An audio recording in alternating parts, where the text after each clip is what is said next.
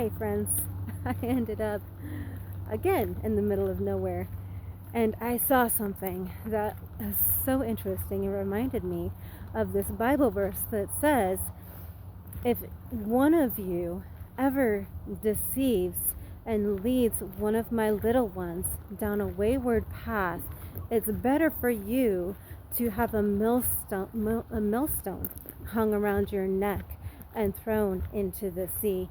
And I have this incredible image to show you about what a millstone actually is. So back in even just 100 years ago, they had mills, right?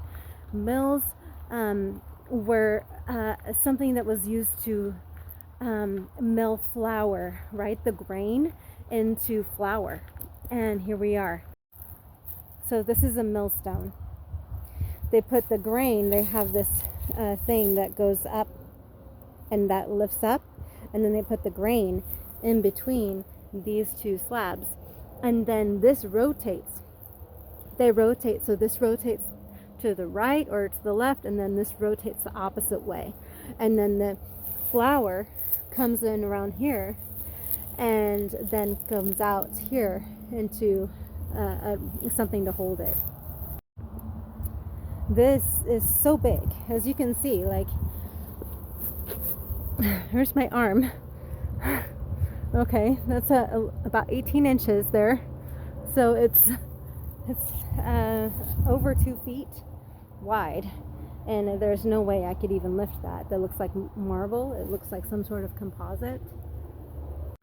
And so even one of those is a millstone, hundreds of pounds tied around your neck.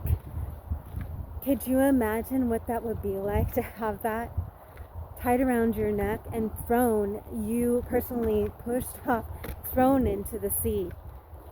And God says to those, even those who are believers, there are so many believers, even so many non-believers, that are like, oh yeah, you could just do this, oh yeah, you could just do that. What's the harm in watching, this movie with the kissing scene? What's the harm in watching this movie that has so much violence? What's the harm in watching, alien creatures threatening civilizations and society? What's the harm in drinking a little bit of alcohol, getting buzzed here and there? What's the harm in listening to music that has suggestive lyrics in it? What's the harm?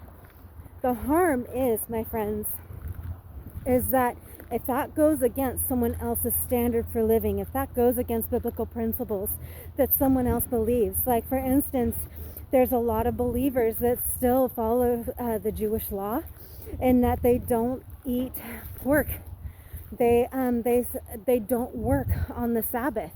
They they are really, really astute in following biblical principles.